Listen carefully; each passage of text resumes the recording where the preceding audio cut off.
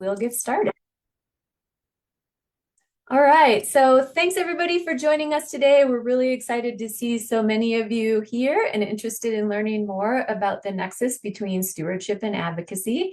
My name is Joelle Marier. I am the Executive Director of the National Wilderness Stewardship Alliance, and I am happy to have Bill Hodge here to jump into our topic today. I'll tell you a little bit more about him in a minute.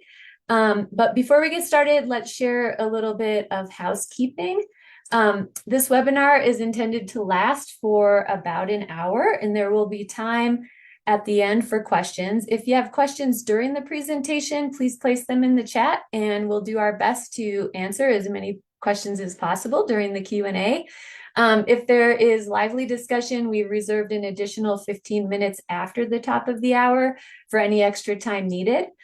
Out of respect for our presenter and other participants, please mute your microphone throughout the webinar, and towards the end, if we have questions and for having more of a discussion, we'll ask you to unmute at that time. So with this, let's get started. Today, I am happy to welcome Bill Hodge.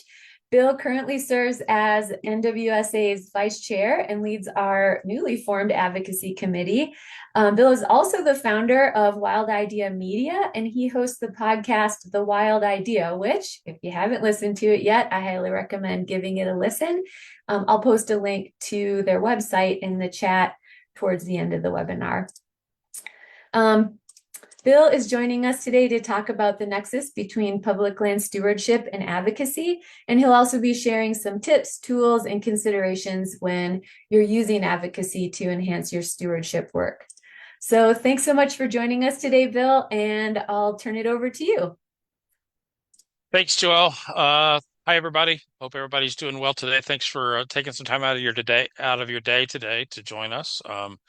Excited to be able to do this. This is a topic that's very near and dear to my heart, and I'm excited to kind of walk through this with you guys. I'm going to work on sharing my screen here real quick, and we will get going. Joelle, we seeing that okay there?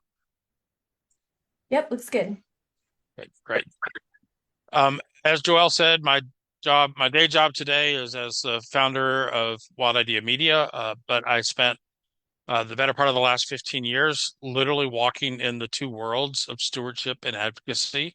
I've both spent time running a couple different stewardship organizations, Southern Appalachian Wilderness Stewards, which I started in 2010, and then also spent time at the helm of the Bob Marshall Wilderness Foundation in Montana, which is where I currently call home, even though that's not where I am right now. And I also worked for the Wilderness Society two different times, once in the Southern Appalachians, and then I spent the last couple of years as the Montana State Director before deciding to start Wild Idea Media and the Wild Idea podcast. There's a funny old definition about an expert. An expert's anybody from more than 50 miles away carrying a briefcase. I don't really carry a briefcase, so I'm not sure I meet the definition of an expert, but I can share that I have been involved in a few successful lobbying efforts in the past. One was specifically land designation related, which is the passage of the Tennessee Wilderness Act, which I got to share in that journey with my wife, Laura, and a bevy of other amazing people that over a decade fought for implementation of recommended wilderness acres on the Cherokee National Forest, and that passed in 2018 and became law as part of the Farm Bill. And I also was part of a group, this was during an earlier term of mine on the NWSA board, with some amazing partners on getting Congress to pass the National Forest Trail System Stewardship Act in 2016 as well, which helped create priority focus on our trail system that was at the time only meeting about 25% being maintained to standard. And I played a small role also in the passage of the Great Outdoors Act from just a few years ago that some of y'all may be familiar with. So I do have sort of that shared history of both working in stewardship, spending plenty of time on the ground, on the end of a crosscut saw, but also sadly putting on a suit and tie and spending time on Capitol Hill. So looking forward to sharing this presentation with you all today. I titled this Two Sides, Same Coin, because it's often been my argument is stewardship and advocacy are just two sides of the same coin.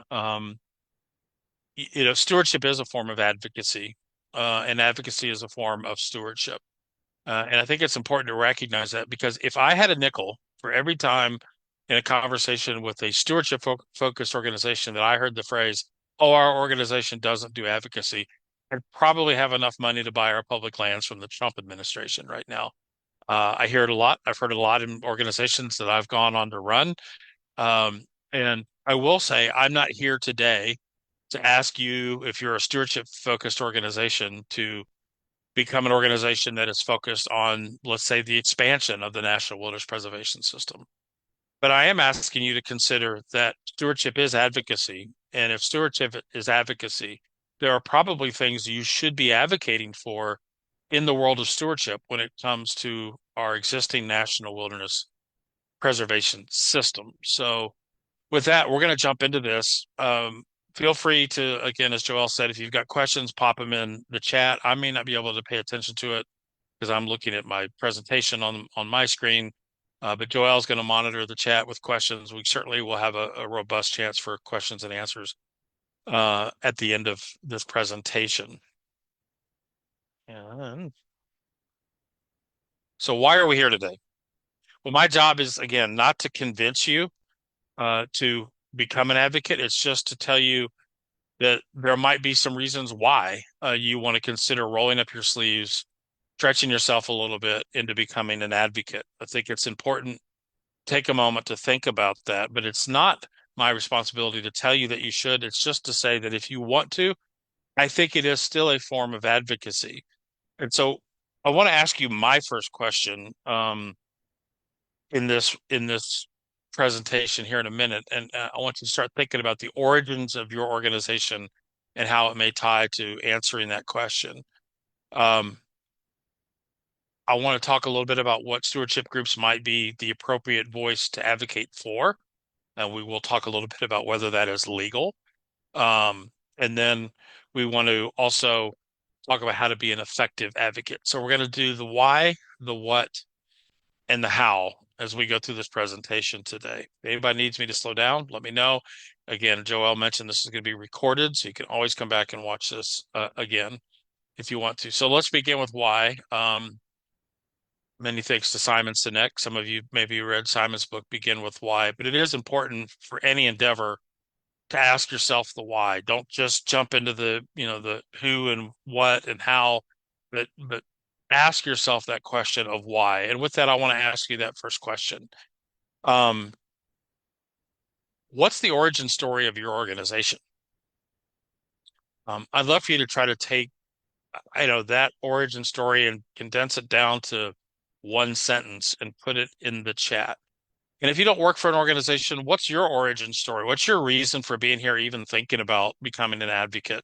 It might be the last, I don't know, let's say 9 or 10 weeks that have spurred you into thinking about becoming an advocate. But think about the origin stories of your organization and what that why was. It might be your organization was formed to support a specific national scenic trail, or maybe your organization was stood up to help support us in this area that was struggling to keep the trails open or to keep it wild. And if you think about the context of that why that organization that you're a part of came to be, you might start to find yourself drifting towards that you are an advocate. Your organization is even if you don't call yourself an advocacy organization, by the work you do on the ground, you are by definition an advocate for a place or for an idea or for a trail. So yeah, please, if you have a minute, just pop that into the chat. What's the origin story of your organization in a brief summary, or your origin story, and we'll come back to some of that discussion later. I will say my argument for why you should think about being an advocate is the resource you care about deserves investment, and the resources it needs and the attention it needs.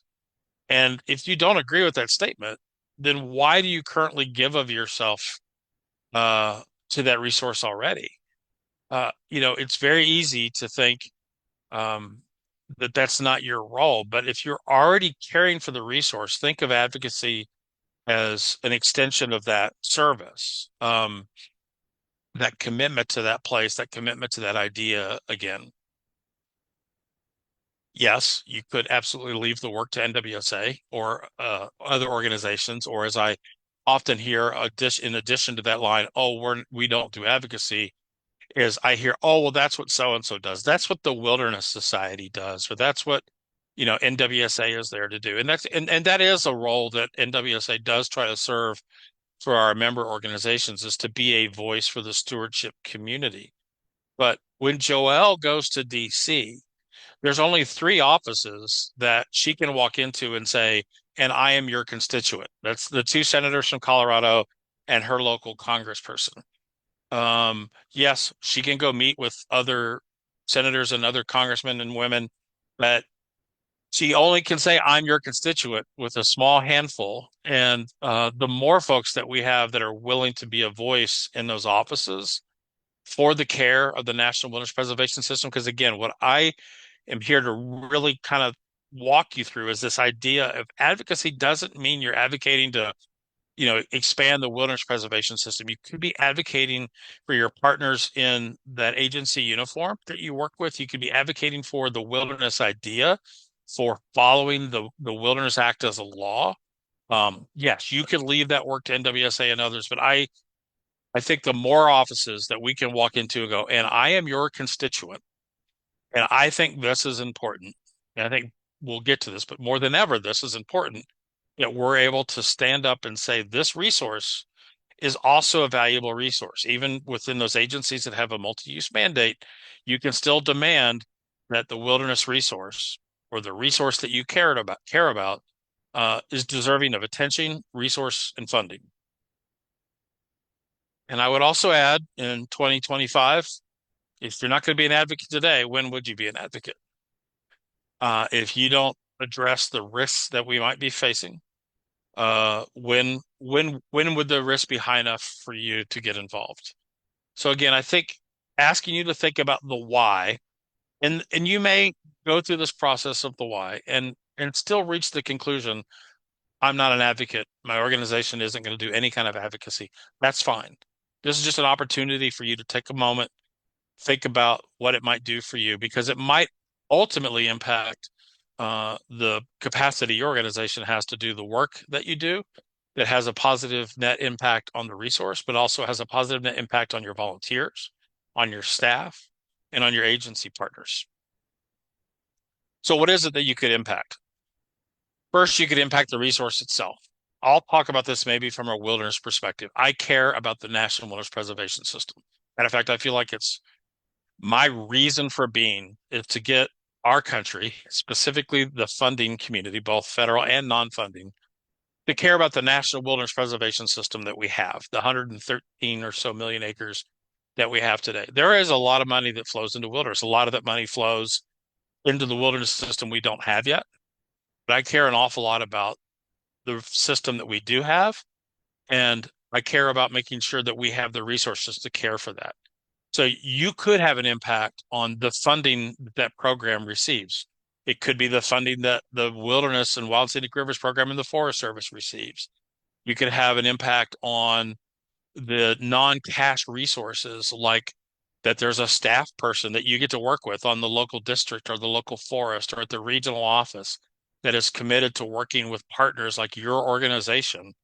Um, and you could have an impact. And I know this is one that people get awfully uncomfortable with, but you could have an impact on management decisions that impact the resource.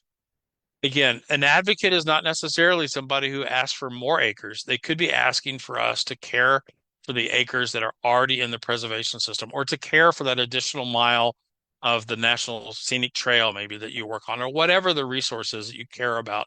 That's something that you could have an impact on, is making sure that we are resourced to take care of it. And you could also have an impact on those that you get to work with every day. This is a hard one today. I think the United States Forest Service is about to, well, is in the process of losing about a third of their workforce.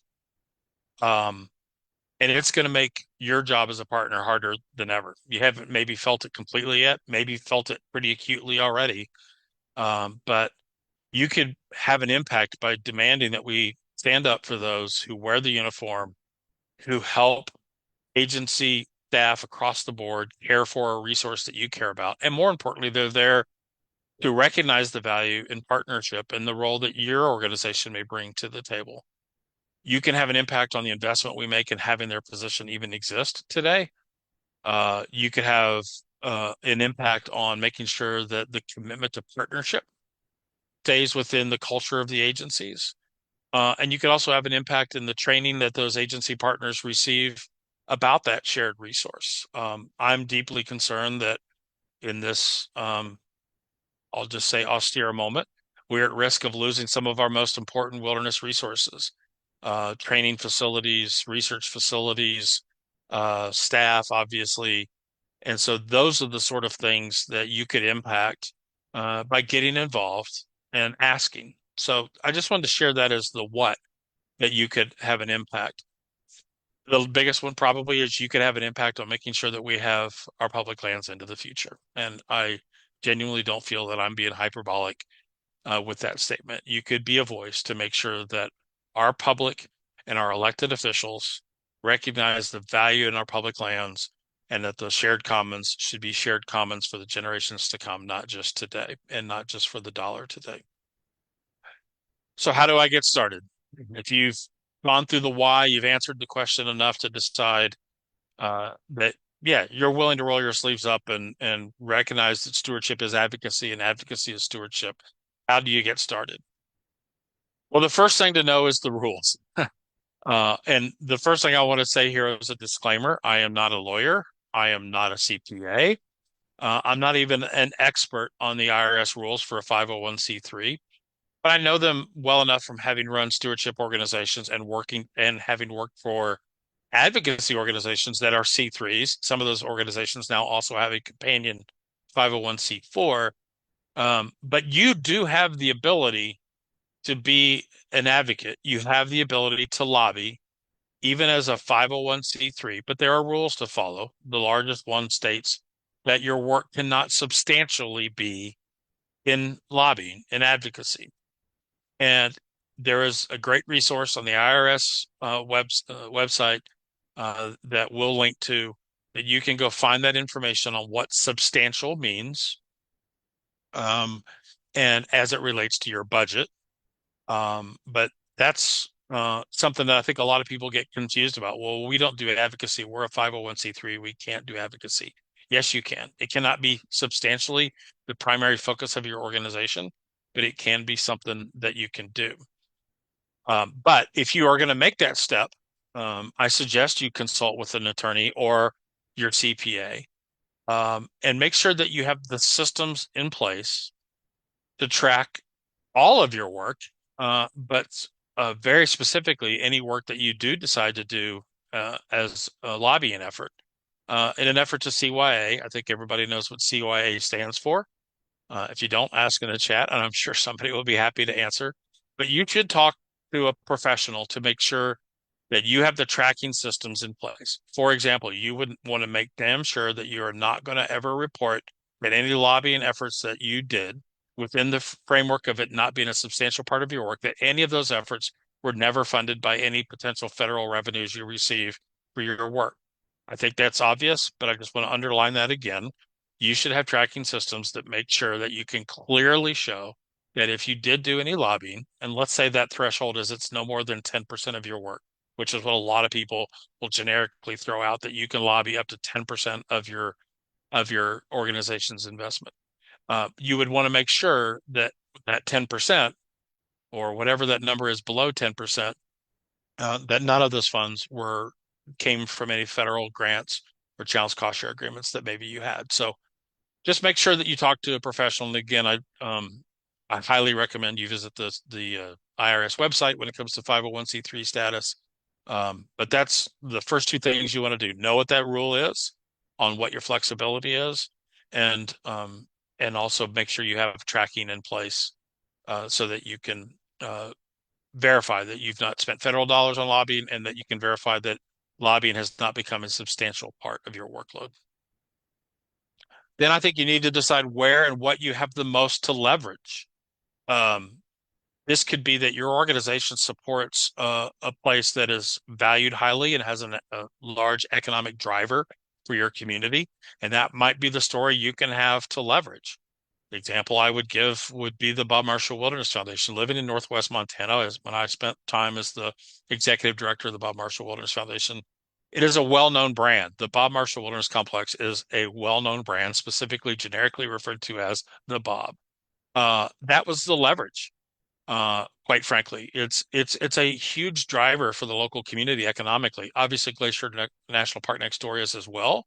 But if we start to lose trails that are accessible and open, that was the leverage we could, that you could speak to, that you bring to the table, is that you help make sure that that resource is available, accessible, and you think it's important that you have. And then back to all of those things you can advocate for.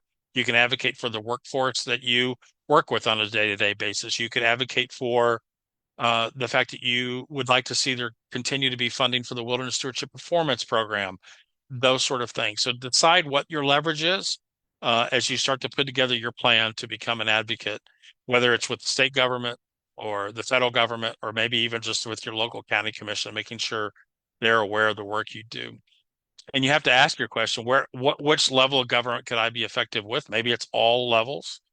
And you may ask, why would I be engaged at a local level or a state level?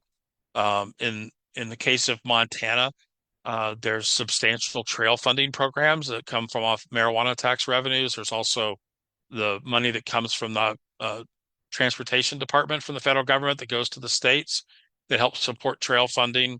And state legislatures notoriously are sometimes wanting to monkey around with that money and siphon it off for something else, even if it had been, in the case of Montana, the revenues from the marijuana, legalizing recreational marijuana. Montana was supposed to go to conservation and trail programs, and they're now wanting to siphon off almost all of that money for things unrelated to those two things, even though that was on the referendum.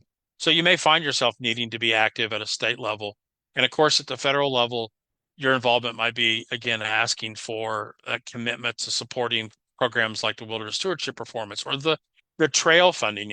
We're very proud at the National Wilderness Stewardship Alliance that we work with several partners on redistributing federal grants for trail work across the spectrum of trail uses. And if that money goes away, none of us are going to benefit from the opportunity to continue to engage partners and volunteers in doing that work.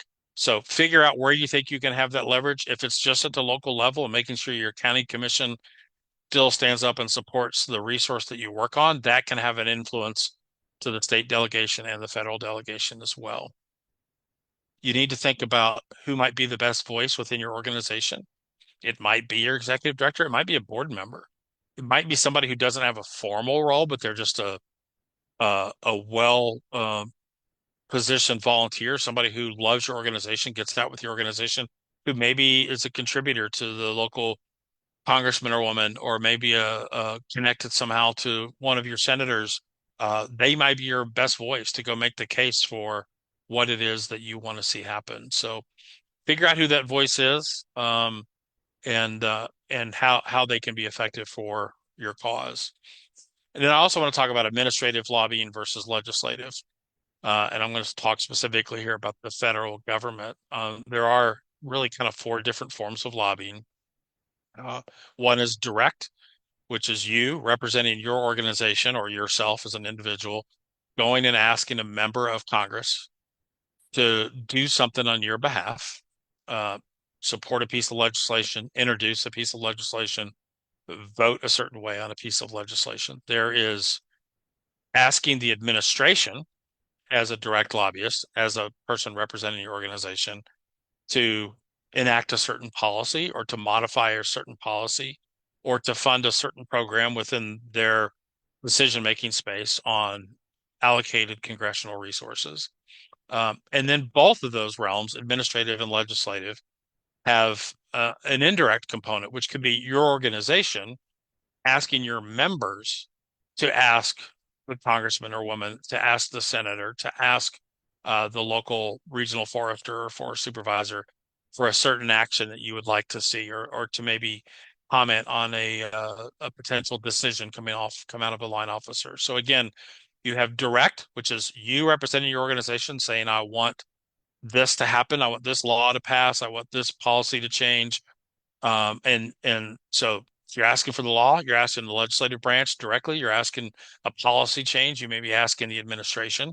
And then indirectly is when you ask your community, your members, those who support your organization to make those phone calls on your behalf. All of those things are lobbying and can fall under that, what you budget under that piece of your work that's not going to be a substantial part of your work, but would fall within the definition of what you're allowed under a C3. So this is a little section I want to talk about the don'ts, how to do the lobbying work itself. Um, One is it's all about the relationship. It's like any other relationship that you would build with somebody. If you're going to ask a major ask, you can't go in on the first date and make that ask. This is a relationship that you're going to have to build over time. So don't expect to move mountains with one meeting. Don't go into the meeting in your local congressional office and expect that your ask is going to just to be immediately recognized. And I know you all know that, but it is very easy to think, well, this is going to be a one-time thing, and it really isn't. It's going to be a commitment to building a relationship over time. It's also a commitment to showing up for them, not just when you have something that you want. It's important for you to show up in the office and just let them know what you do. Whether this is walking into your local, field office for your congressman, or a meeting on Capitol Hill in DC.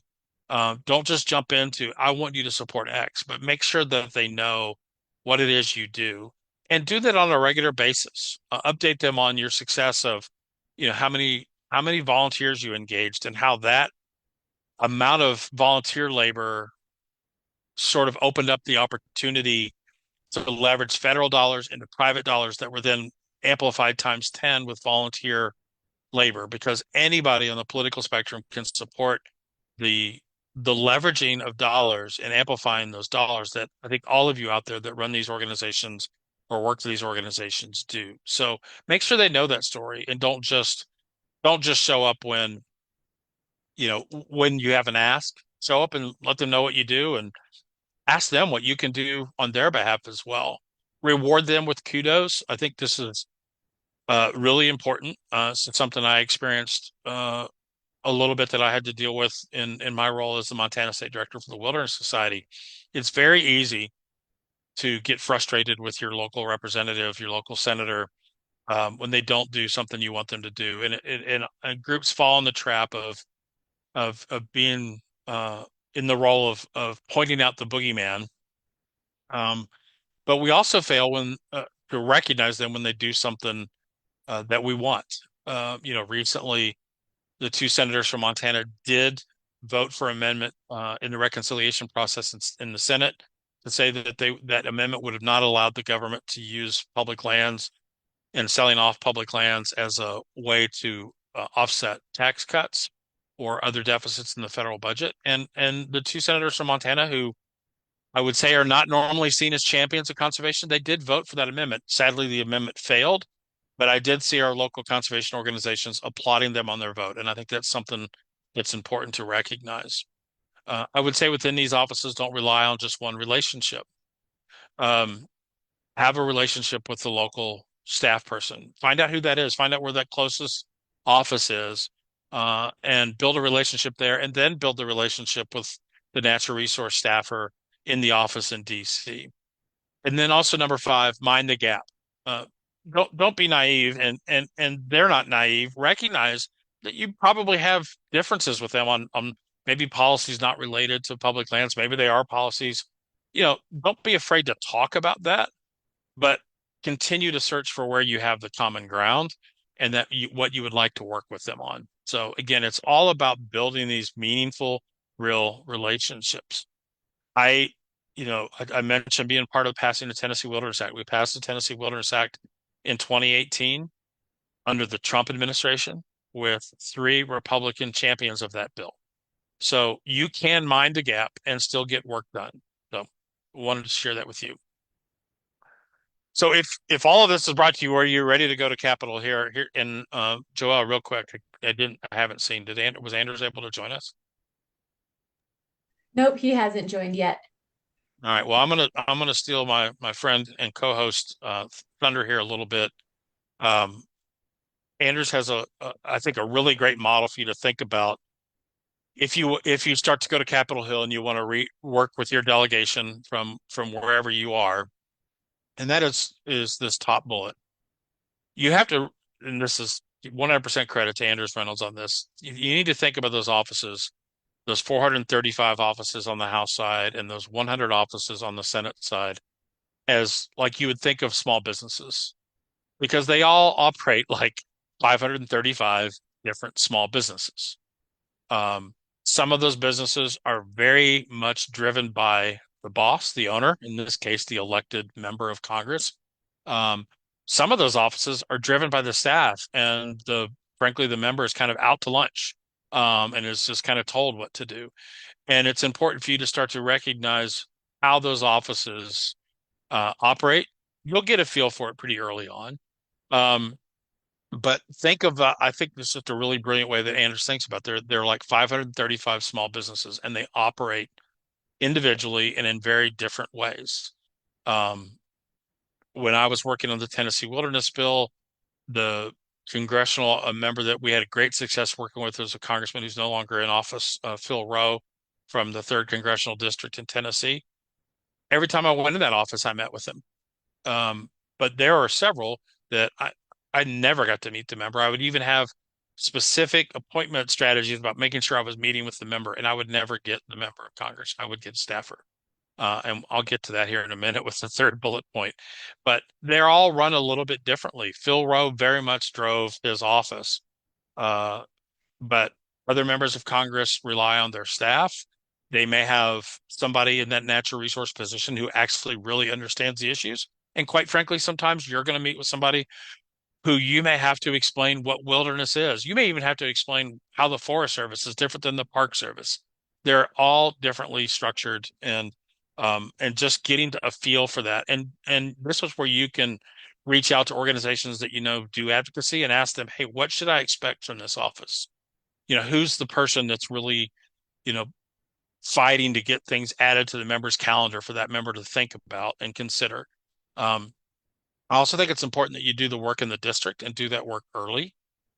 Yes, it's fun and exciting to go to DC. For some, it's intimidating, but do the work in district too, because one of the great things about doing the work in district is that you actually have a chance to get that member out on the ground, and seeing what you're doing and connecting with the work in a real tangible person. And that starts by getting that local staff person, that person that's working in that office in the community close to you, getting them out to understand your work, why maybe this issue that you're wanting to advocate on behalf of is important enough for them to pay attention to. And then this last one I can't underline enough. Be prepared to feel disappointed.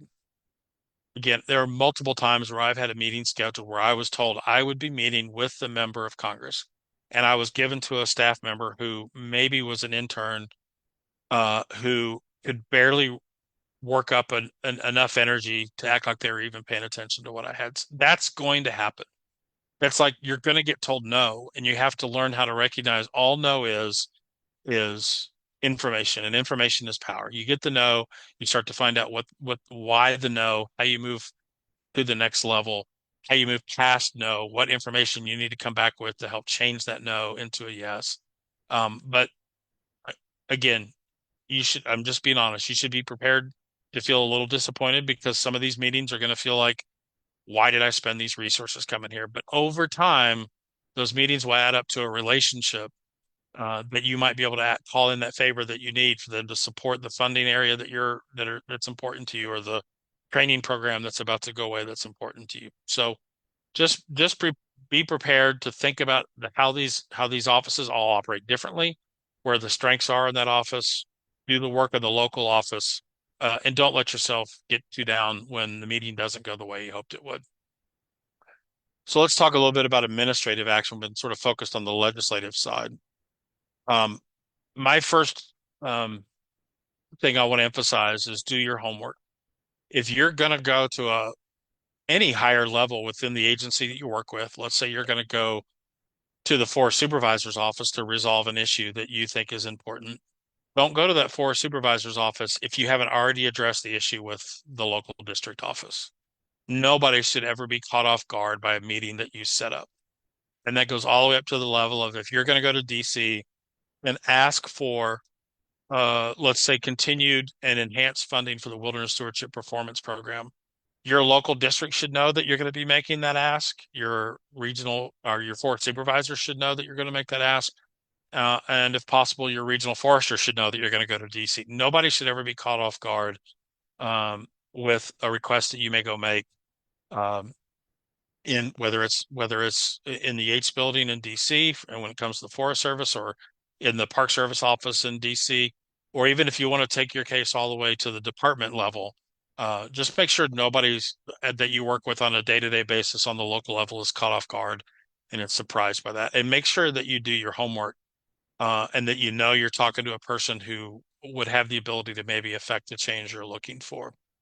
But I would also say don't be bashful about aiming high. Um, I have never I've I've whatever gene it is I have, I've never been intimidated to think that there's anybody that's above me meeting with them.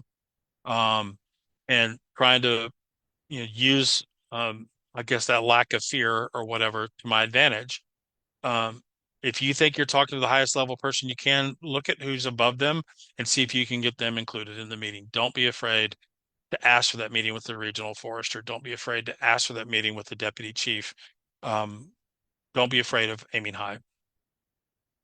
Make sure you know your story. Yeah, you may have something you want to ask them, but you also need to tell your story, why your organization is important within the framework of the agency, um, how your organization's story connects to priorities of the agency, and make sure you leave your story behind. Make sure you have a nice piece that succinctly clarifies what your organization does, and the role that you could play in helping care for a resource that that person inside the administration is responsible for.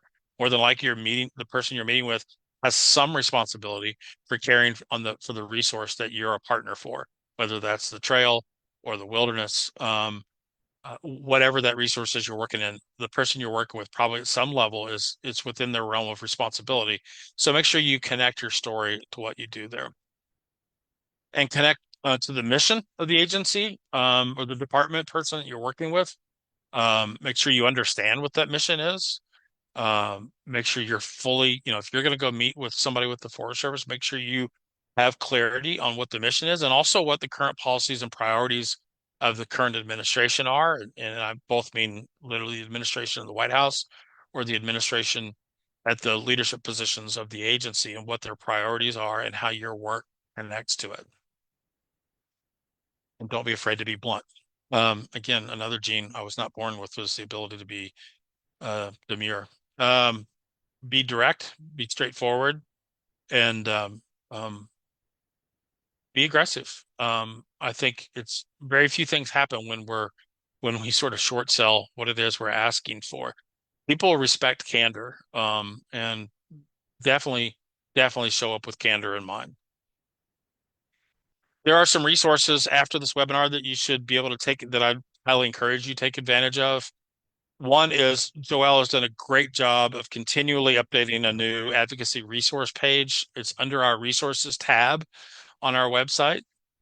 Um, you can find a comprehensive list of every member of Congress and every member of the Senate and contact information.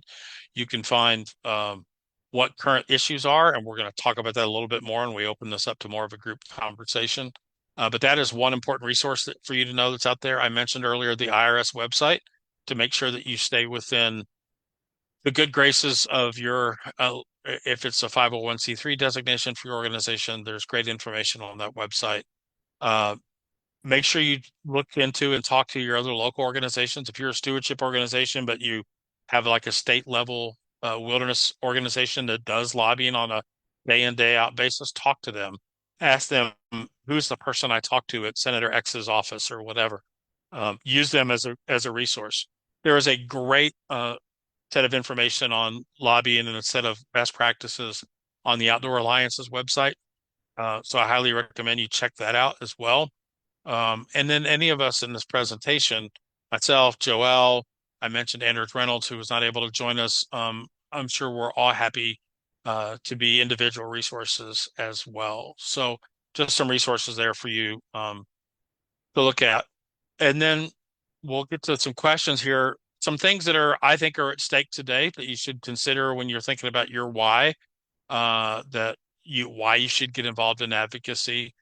Um, Obviously, there's the threats to agency funding and all of the human resources, all of our partners that work inside these agencies. Um, there are executive actions and executive priorities that may run counter to what your organization is focused on. And even if you think those executive orders don't touch your special resource that you work on, they probably will by draining resource capacity and pulling those resources into other areas. We have a very small and committed community in the wilderness community, but we can't afford to lose our heartbeat, which is our agency partners and those agency resources. And I have a fairly deep concern that some of those bedrock entities within the agencies could be on the chopping block today. And not to be hyperbolic, but I quite frankly think what's at stake is the future of our public lands. There has never been a time like this in my lifetime where I've actually thought I could see a future where we wouldn't have public commons. And some of you may think I am being hyperbolic. Maybe I am. But it's enough of a worry when the budget reconciliation process isn't going to rule out liquidating public lands to balance the federal budget. So with that, I'm going to hit stop share so I can actually see the chat box, and let's have a discussion here with the 15 to 30 minutes that we have left. And you're welcome, Joelle, I think it's okay to say you're welcome to come off, turn your cameras on. And other than you, Pete, if Pete's still here, you're not allowed to turn your camera on. I'm not sure I can take that today. No, actually, go ahead, Pete. It's okay. Yeah, and Bill, we did have one question pop up in the chat that I want to get to before we open it up to folks just sharing verbally. Okay. Fiona asked, does the 10% of the organizational capacity spent on advocacy refer to just money or also volunteer hours? It would just refer to money, and be very careful. It's not just a simple rule of 10% or less. It depends on the size of your organization. In some cases, you can actually spend more than 10%. So again, I want to refer you to, I'm not a lawyer.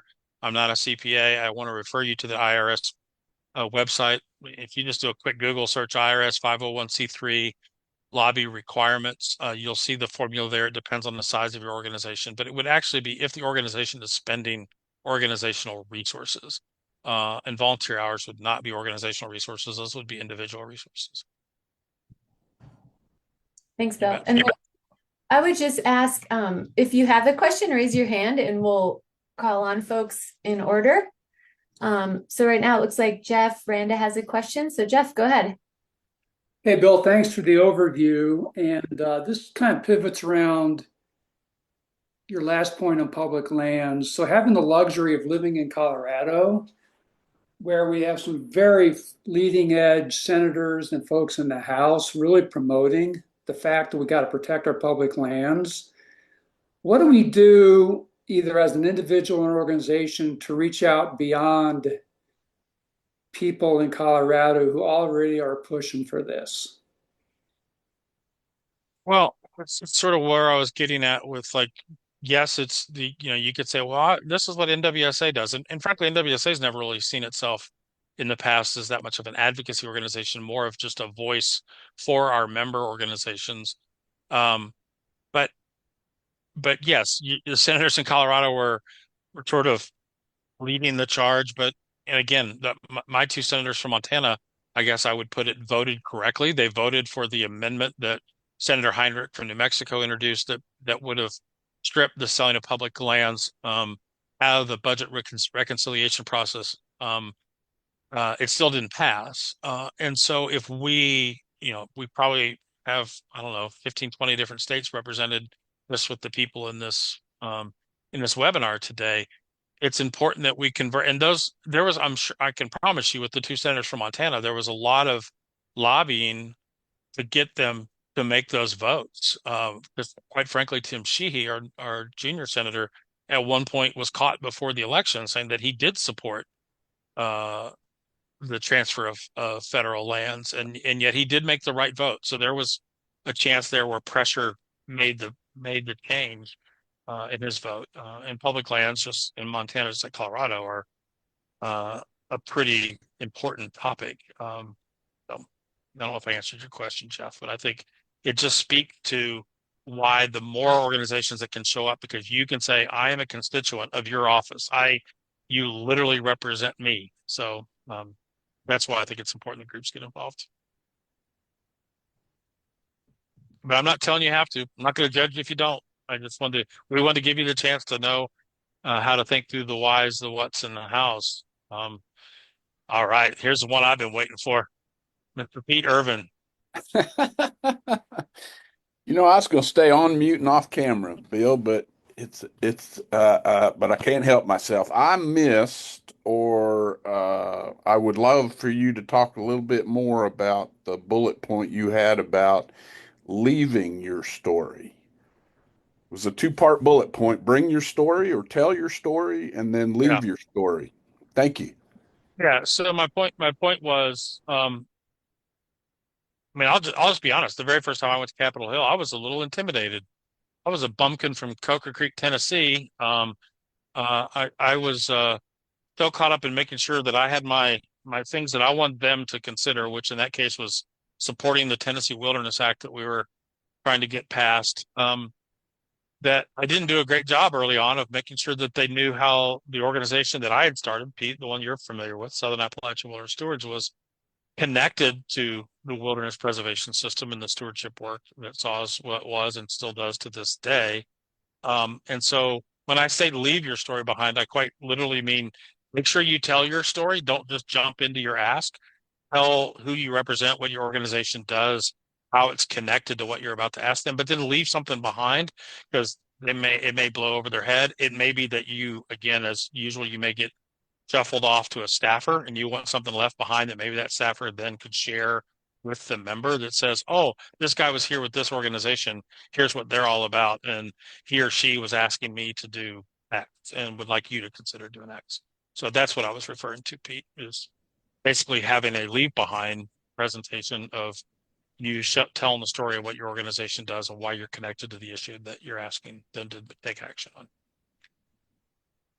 So, Bill, is that something as simple as a business card and a brochure, it could be a trifold brochure. Yeah, it could be I think it should be more than a sticker. It should be definitely more than a business card. It could be a 1-page or 2-page white paper on what your organization does, and it should sell. It should not just say, oh, well, we engage volunteers. It should be, we had 400 volunteers last year who gave 10,000 hours at a value of $265,000 to our public lands. And I think it's important that you support this bill that does X, right? So think of yourself as a storyteller. And if you're going to leave something behind, maybe it's a trifold brochure, but I think it should actually be like a white paper that strategically appeals to the topic you're there to talk about and the person you're there to ask to do something, whether it's the deputy chief of the Forest Service or Congressman Jane Doe from, Arizona.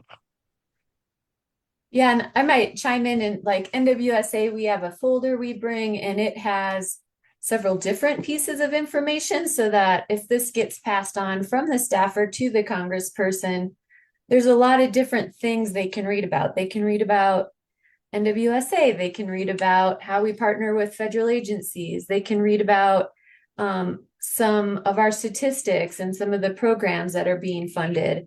They have a business card, so they have a way to get in touch with you. But whatever you have the capacity to create, I think is good. But yeah, and maybe Bill, this will lead into a question, but I always think about advocacy as like one part of it is you're leading up to the ask, but the main thing you're doing as an advocate is really educating. And so I think as stewards and a lot of us who work as wilderness rangers and do other types of work like that, we're great at educating, especially when we're in the field. And so thinking about how to take that and translate it into, just a different environment, but it's basically the same recipe with an ask at the end. But with that in mind, I'd love to hear you talk a little bit more, Bill, about beyond going to the ask with our people in leadership. What are some other ways that we can just keep them engaged? Like, I think that we're asking them to do something, but what are we providing for them? And I'm thinking of things like being a resource whenever, let's say they need some information on like, what are trail conditions? How's fire safety? What's happening on the ground? Maybe they need some media exposure. You invite them to an event that you're holding. Or maybe they've never done trail work and you invite them to come out. So maybe could you talk a little bit about that and sort of that give and take of the relationship? Again, I think it's important that you invest in the relationship and not just ask of the relationship, right? And I think you said it best. Like if you're a wilderness ranger and you're good at giving the old authority of the resource presentation, then you ought to be good at going in and talking about the resource to a member of Congress, but providing something to them. I know a friend of mine who is an advocate who had the good fortune of being able to recommend a GPS device to then Congressman Daines, now Senator Daines from Montana. And that turned into an ongoing hiking together relationship. Providing trail data, you'd be surprised. I mean, I think the pivotal thing for the Tennessee Wilderness Act was our connection to Congressman Rowe, who I mentioned earlier, who was an avid hiker, had actually summited Mount Rainier. But I also know he was passionate about his service in the Army. And at SAWS, we were doing a partnership with the Naval Academy. I was able to get him out on the ground to meet the midshipmen who were actually doing trail work on his district in a wilderness area we were asking him to expand. There's no question that had influence on him, but we only got there because I had already been a resource answering questions to his local staffer, a guy named John Abe Teague, who then made it possible for me to say, hey, is the congressman going to be home in a district this weekend? We're going to have this crew. And then be totally candor, I made sure that those crew members had talking points that they made sure they said to him when we were out in the woods with him. And he was instrumental in getting the bill across the finish line in 2018. But I think you can be a resource even when they haven't asked for you to be a resource. Like, think of things that you should go tell them, let them know. You should probably meet them 3 times so you're not asking them for something for the one time that you are going to ask them for something because they know you. And again, it's not always going to be easy. I've dealt with Senate staffers who are some of the biggest assholes, that I've ever dealt with in my life. And you have to learn how to accept that and work through that. But I just being that ongoing resource, I think, is important. Giving them things that they may not, inviting them to things. I mean, if you're going to be in DC and having an event, make sure that you invite them. They may never come, but just being a resource for them for sure. Got to be careful giving them things. You can kind of get away with, dropping off a book or whatever. I will say I have witnessed $1,000 handshakes, not from me, but watched it in the lobby of an office one time. There are people who will do nefarious things, but don't be afraid to be a resource for them. Senator Alexander, who was the champion of the Tennessee Wilderness Bill, I guess it was the second meeting with him, we knew he was a huge fan of this hiking guide to the Cherokee National Forest that Will Skelton had helped edit. So the organizer at the time took Will Skelton to the meeting, and that was the whole reason they actually met with the senator and got him to say, I will sponsor this legislation, because he got to meet the editor of the book that he loved. So that's an example of being a resource. I hope I answered your question, Joelle, or responded to what you were looking for there. No, that was great. Anyone I'm hoping else? Rupert. I'm hoping Rupert's got a question for me, folks. When we talk about 113 million acres of wilderness, there's somebody in this webinar who's responsible for almost half, and I'm not kidding, almost half of those 113 million acres. Rupert Cutler, who was at the Department of Agriculture when ANILCA was brokered. So, Rupert, I know you've got a good question for me. Okay, Bill, thank you very much. Hey, Pete, how are you doing, bud? Okay, how about this one? I'm here in Roanoke, Virginia, and I keep in touch with the Virginia Wilderness Committee and the West Virginia Highlands Council. What is it? West Virginia Highlands. Conservancy, Anyway, maybe? Conservancy. the Conservancy, yeah. You know, the West Virginia Highlands Conservancy does a great job on the Dolly Sods Wilderness. They have a gang that meets up there every weekend to help the people that hike there know what to do when they get there. To what extent are you guys in the Rockies in touch with these groups along the Blue Ridge and in the Appalachians? Well, the NWSA represents groups from all corners of the country. And I see David on here. I know Caitlin's on here from SAWS. You know, we're obviously the issues vary from the Rockies to the Southern Appalachians and along the Blue Ridge, but we all have the common themes that I think we're all facing today. Having served in both of those two corners, the Northern Rockies and the Southern Appalachians, I know the pressures are different, but the pressures are equally great.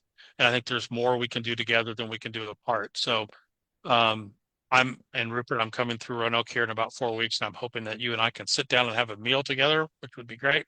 Yeah, well, come on up to my condo here, and we'd love to see you again. I've got a print from SAWS on the wall of my condo here that you gave me several years ago. I had another question for you. It has to do with the fact that there are a number of organizations, national and regional, that have wilderness in their name.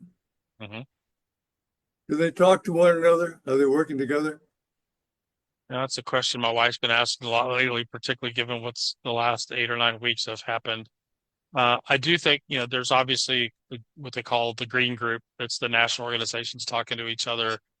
I had a conversation yesterday. Some of you may be aware that there's a sort of a nascent organization called the New Wilderness Coalition that is made up of some local place-based organizations, mostly on the steward or on the advocacy side of things. But I think, and Joel and I were just talking about this earlier today, we need to do a better job. I mentioned from the outset that stewardship and advocacy are two sides of the same coin. We need to be one community. We need to quit being fragmented, small. We have a much larger voice when we, as the advocacy community and the stewardship community, which should be seen as one and the same, speak with one voice. And so, Rupert, I think, yes, they're working together. We have, just like anything in life, right? We have ends of that spectrum. We may have the Wilderness Society at one end and Wilderness Watch at another end, but we all still value the resource. We may just have different lenses in which we see the resource. And I think we need to, particularly at this moment in time, we need to see past our differences and find our common ground and speak with one voice. So I think they are, but I think we can always get better at it, Rupert, for sure. United we stand. Correct. 100%. Thank you. Yeah, David, I think Joel's maybe working on that now to put that in the chat box. But yeah, I don't have that information at the ready in time for probably the end. They're a little hard to track down. I'll do my best. yeah. Or David, if you want to email me at Bill Hodge at The Wild Idea, I'll get you a reference to that. So again, it's Bill Hodge at thewildidea.com. And I'll connect you with him. Oh, you got it, Joel? I know we're running out of time. I don't want to cut people off though if they've got questions. I would, if we want to stay on a little longer, I'd love to hear any of your thoughts, Bill, on the grassroots portion of advocacy. We haven't really talked a lot about that, and I feel like that's the space that most of our stewardship partners really work in and could have, it's some low-hanging fruit, I would say, for these groups. We hear the term grassroots a lot.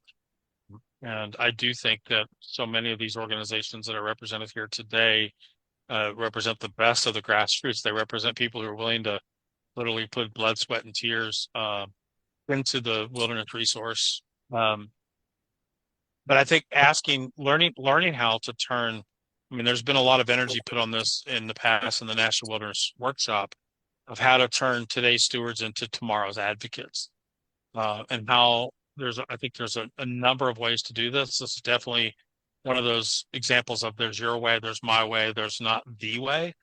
But I think your organization should be thinking about how to take that person who is willing to give up their volunteer time to, spend hours on the end of a crosscut saw or with a sling blade in their hand or however they may be volunteering, and turning them into, I mean, look, I think we all probably know there's no greater connection to the resource than having spent time in it as a steward. And it changes people. And I don't think we should be bashful about asking them to think about being a voice.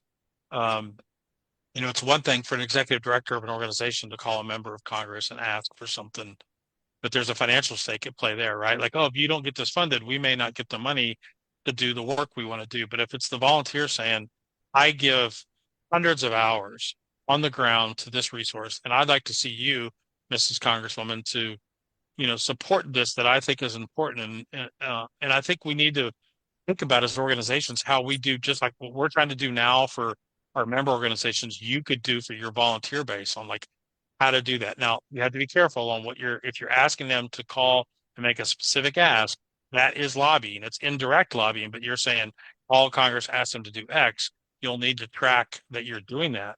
But if you do if you just do a training on how to be an advocate, like I just did for you all, to your volunteer base, you're not asking them to make a specific phone call on a specific piece of legislation. You're just building the skill set of your volunteer base. I think it's incredibly important. I think you'd also be surprised. We talk about grassroots, but how many of your volunteers might actually be grass tops?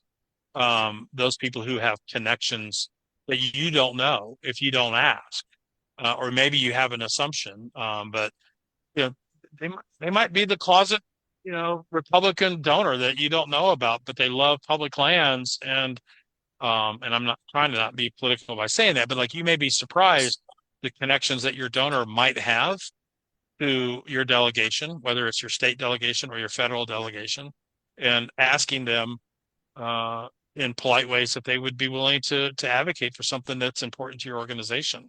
Right now, the things that might be important is the loss of the trail funding program or the wilderness stewardship performance program, or God forbid, the Arthur Cart Interagency Wilderness Training Center, and all of a sudden we're going to have even more line officers who have no grounding in the Wilderness Act itself. I think our volunteers are a great resource to be those grassroots that you're talking about. Yeah, thank you. Other questions? I'm happy to answer any more.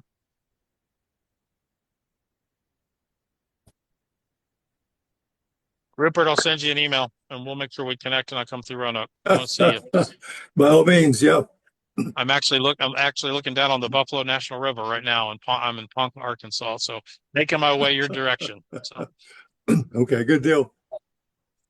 Awesome. Well, I think with that, we'll wrap it up. We're about 4 minutes after the hour. Thanks so much, Bill, for sharing that webinar with us today. And thank